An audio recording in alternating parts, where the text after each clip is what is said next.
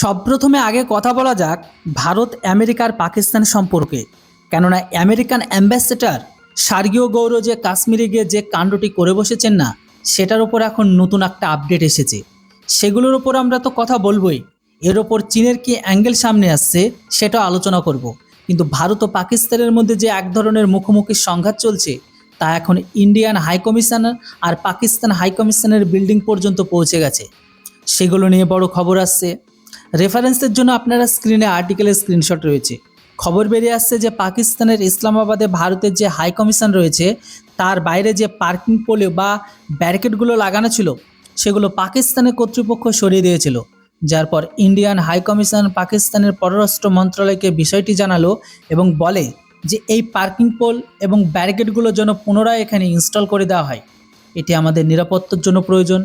পাকিস্তান সরকারকে এই কাজের জন্য 3 দিনের সময় দেওয়া হয়েছিল, কিন্তু 3 দিন পর্যন্ত পাকিস্তান ইন্ডিয়ান হাই কমিশনার বিল্ডিংয়ের সামনে পুনরায় পার্কিং পোল ও কাঠামো ইনস্টল করেনি। এখন এই ধরনের কাঠামো প্রচুর দূতাবাস ব্যবহার করে, যাতে দূতাবাসে যে সমস্ত প্রাচীর বা দেওয়াল থাকে সেখানে যেন কোনো অনুমোদিত ব্যক্তি যেন না যেতে পারে। কারণ অনেক সময় সার্ভেলেন্স বা নজরদারির উদ্দেশ্য দূতাবাসের সীমানার দেওয়ালের কাছে শত্রু দেশের ভেতরে ব্যক্তিগত অর্থাৎ লোকজনেরা যাওয়ার চেষ্টা করে। পাকিস্তানের ইন্ডিয়ান ডিপ্লোম্যাট ও কর্মীদের সবসময় এখানকার স্থানীয় আইএসআই এজেন্টদের পক্ষ থেকে ট্র্যাক ও মনিটর করা হয়। অনেক সময় পাকিস্তানের গোয়েন্দা সংস্থার লোকেরাও নিজেদের গাড়ি ইন্ডিয়ান হাই কমিশনের ঠিক বাইরে ঘন্টার পর ঘন্টা পার্ক করে রাখে এবং আসা যাওয়া করা প্রতিটি ভিজিটার আর অফিসারের ভিডিওগ্রাফির নজরদারি করে। আর এই রকম করার সময় অনেকবার পাকিস্তানের এজেন্টরা ধরাও পড়েছে। এমতো অবস্থায় পোল লাগানোর ফলে এই ধরনের উপাদানগুলো সরাসরি হাই কমিশনের গেট বা দেওয়ালের বাইরে স্থায়ী পার্কিং স্পট তৈরি করতে পারে না। পাকিস্তান ইন্ডিয়ান হাই কমিশনের কথা শোনেননি, যার পর এখন খবর সামনে বেরিয়ে আসছে যে ভারত সরকারও দিল্লিতে অবস্থিত পাকিস্তান হাই কমিশনার বিল্ডিংয়ের বাইরে থেকে সমস্ত সিকিউরিটি অ্যারেঞ্জমেন্ট বা ব্যারিকেডকে সরিয়ে দিয়েছে। পাকিস্তানে হাই কমিশনার বিল্ডিংয়ের বাইরে যে সমস্ত ট্রাফিক বেলার্ট বা কিউ ব্যারিয়ার লাগানো ছিল সেগুলোকে যদি সরিয়ে দেওয়া হয়েছে, এর সাথে সাথে আপনারা দেখতে পারেন যে কিভাবে পাকিস্তানে হাই কমিশনের দেওয়ালের ওপর একটি এমবেসি ইনফরমেশন সেন্টারের মতো তৈরি করেছিল, যার উইন্ডো সরাসরি দেওয়ালের বাইরে রাখা ছিল। এখানে এসে যে কোনো ব্যক্তি অ্যাম্বাসেডারের ভেতরে না গিয়েও পাকিস্তানের ভিসা বা পাসপোর্টের খোঁজখবর নিতে পারত। এখানে বাইরের দিকে পাকিস্তানে একটি কাঠামোর মতো তৈরি করেছিল, একটি পোল স্ট্রাকচার দাঁড় করেছিল যাতে মানুষ আলাদা আলাদা লাইন অর্থাৎ কিউ বানিয়ে সারিবদ্ধ অনুসরণ জন্য এগিয়ে যেতে পারে। ওপর থেকে বৃষ্টি আর রোদ থেকে বাঁচার জন্য টিনের কাঠামো তৈরি করা হয়েছিল। এইসব ভারত সরকার জেসিবি পাঠিয়ে সরিয়ে দিয়েছে, যার উপর আপনারা দেখতে পাচ্ছেন যে পাকিস্তান হাই কমিশন কীভাবে উন্মুক্ত হয়ে পড়েছে। নিঃসন্দেহে এটি একটি টিট ফর ট্যাট, মানে ইটের বদলে পাটকেল পদক্ষেপ। আমরা পাকিস্তানের চেয়ে 10 গুণ বেশি শক্ত জবাব দিয়েছি। তবে এই বিষয়টি একটু লক্ষণীয়, যতটা চাপের মধ্যে ভারতের কূটনীতিকদের পাকিস্তানে কাজ করতে হয়, যে ধরনের সিকিউরিটি অ্যারেঞ্জমেন্ট আর কঠোর প্রোটোকল পাকিস্তানের প্রয়োজন, তেমন কিছু দিল্লিতে নেই। ভারতের রাজধানী দিল্লিতে তো একদম নিরাপদ, কিন্তু পাকিস্তানের রাজধানীতে অনেক সন্ত্রাসী হামলা হয়ে থাকে।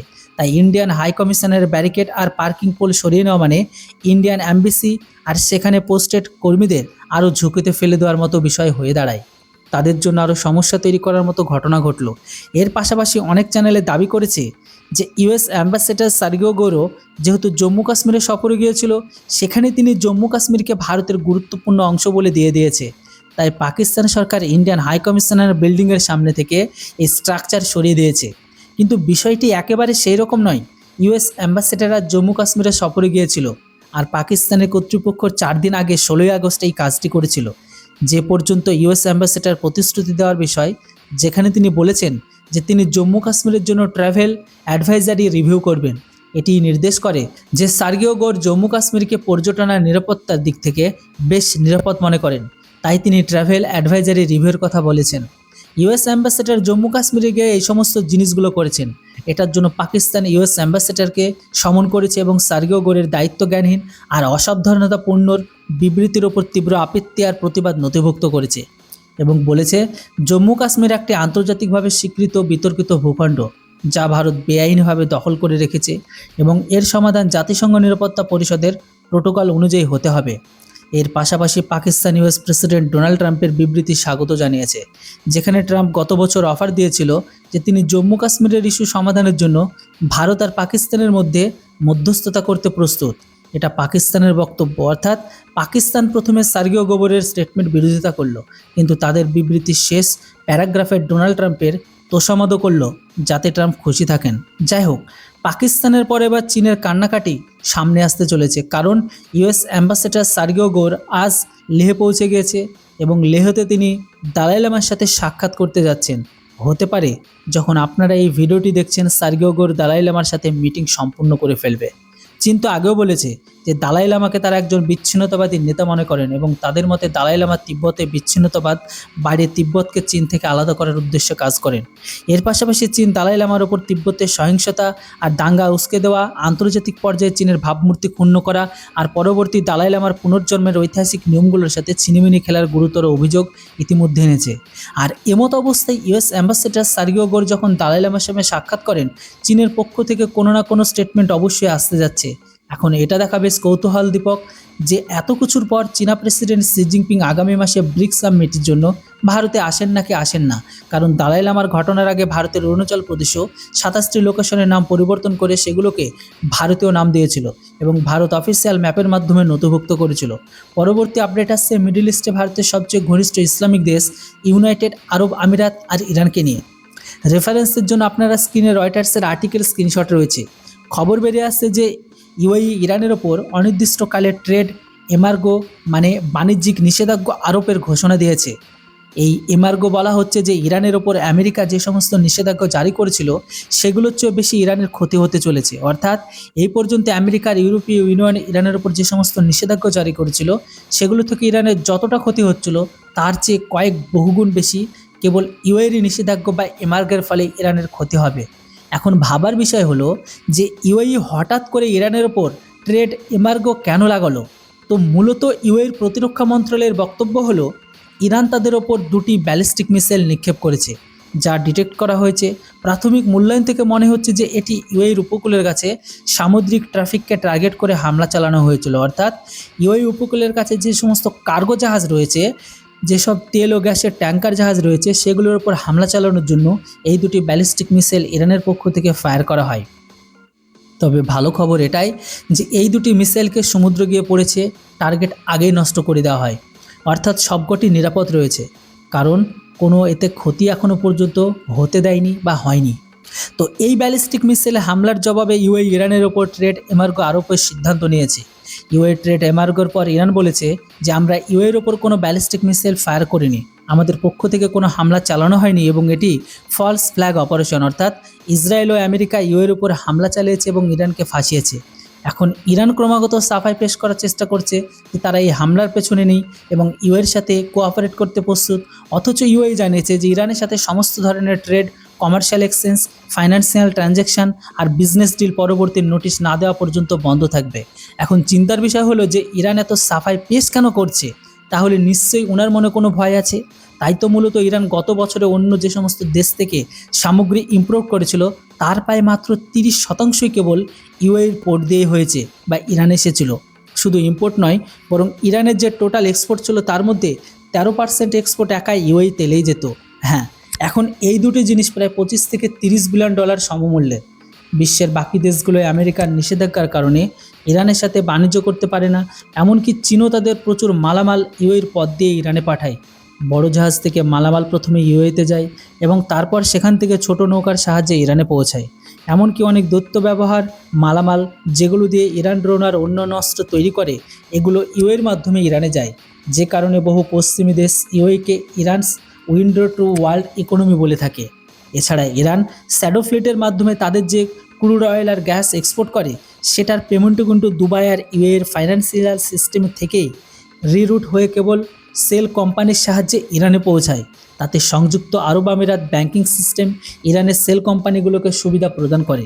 এখন যেহেতু ইউ কোনো ছাড়া বা ইরানের সাথে সমস্ত ধরনের ট্রেড আর ফাইন্যান্সিয়াল ট্রানজ্যাকশনের উপর নিষেধাজ্ঞা আরোপ করেছে, তাই ইরানের জন্য আর কোনো লুপহোল অবশিষ্ট নেই এবং এর কারণে ইরানের সমস্ত পেমেন্ট, এক্সপোর্ট, ইম্পোর্ট আর বিশ্বের বাকি দেশগুলোর সাথে তারা যে বাণিজ্য করেছিল সব প্রভাবিত হবে। সৌদি আরব নিজেদের সুরক্ষিত রাখতে পাকিস্তানের তুরস্কের সাথে মিউচুয়াল ডিফেন্স এগ্রিমেন্ট সইও করে নিয়েছে, কিন্তু ইউএকে এই ট্রেড ও ফাইন্যান্সিয়াল ট্রানজ্যাকশনের বন্ধ করার সিদ্ধান্ত নিতে হয়েছে। আর এমনটা করে ইউএ মিডল ইস্টের প্রথম উপসাগরীয় দেশ হয়ে উঠেছে যারা ইরানের উপর ট্রেড এমার্গো লাগিয়ে দিয়েছে। পরবর্তী আপডেট আসছে ভারতের মেডিকেল ট্যুরিজম সংক্রান্ত রেফারেন্সের জন্য, আর তার রেফারেন্স হিসাবে আপনারা স্ক্রিনে আর্টিকেলকে দেখতেই পাচ্ছেন। খবর বেরিয়ে আসছে যে বিশ্বের বাকি দেশগুলো যেমন মেডিকেল ট্রিটমেন্ট আর প্রসিডিওর বেশ ব্যয়বহুল হয়ে উঠেছে, কিন্তু সেই গতিতেই ভারতের বিপুল সুবিধা লক্ষ্য করা হচ্ছে। মেডিকেল ট্যুরিজমের ক্ষেত্রে ভারত আগের সমস্ত রেকর্ডকে ভেঙে দিয়েছে। ভারত সরকার তথ্য দিয়েছে যে গত 2 বছরে ভারতে 18 লাখেরও বেশি বৈদেশিক ভারতে এসে চিকিৎসা করিয়েছে, অর্থাৎ মেডিকেল সংক্রান্ত বিষয়ের উপর তারা ভারতে এসে সেখানে মেডিকেল ট্রিটমেন্ট করার জন্য এসেছিল। আর এখানে যে 18 লাখ বিদেশি ভারতে চিকিৎসা করাতে এসেছিল এমন নয় যে তারা নির্দিষ্ট কয়েকটি দেশ থেকে আসছে, বরং সরকার তথ্য দিচ্ছে এই 18 লাখ বিদেশি বিশ্বের 176টি দেশ থেকে ভারতে এসেছিল। আর এই 176টি দেশ সত্যি অনেক বড় সংখ্যা। রিপোর্ট অনুযায়ী এই লাখ লাখ বৈদেশিক ভারতের সবচেয়ে বেশি হার্ট আর কার্ডিয়াক ট্রিটমেন্ট যেমন বাইপাস সার্জারি, অ্যাঞ্জিওপ্লাস্টি, ভালভ রিপ্লেসমেন্টের জন্য আসে। এরপর অ্যার্থোপেডিক ট্রিটমেন্ট যার মধ্যে হাঁটু ও হিপ রিপ্লেসমেন্ট আসে, স্পাইন সার্জারি এবং এমনকি কিছু গুরুত্বপূর্ণ বিমারি ট্রিটমেন্ট, নিউরো সার্জারি, অঙ্গ প্রতিস্থাপন, বিশেষ করে কিডনি আর লিভার ট্রান্সপ্ল্যান্টের জন্য বিদেশিরা ভারতে আসে। অর্থাৎ বিদেশিদের মধ্যে এই চিকিৎসাগুলো সবচেয়ে বেশি জনপ্রিয়। তাছাড়া IVF, fertility treatment, dental treatment, cosmetic surgery, eye ট্রিটমেন্টের জন্য প্রচুর আন্তর্জাতিক রোগীও ভারতে আসছে। গত কিছুদিন ধরে ভারত সরকার এখন মেডিকেল ট্যুরিজমকে আকৃষ্ট করার জন্য নানান উদ্যোগ নিচ্ছে। বিদেশি রোগীদের জন্য মেডিকেল ভিসা প্রসেসকে বেশ সহজ করে দেওয়া হয়েছে।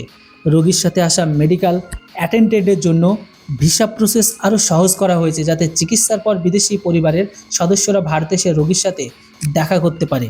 কারণ এই মেডিকেল ট্রিটমেন্ট কেবল একা হেলথ কেয়ার সেক্টরের জন্য লাভজনক নয়, বরং তার সাথে সাথে হোটেল থেকে শুরু করে এয়ারলাইন্স, ফার্মা এবং লোকাল ব্যবসাগুলোর থেকেও প্রচুর সুবিধার সমর্থন পায়।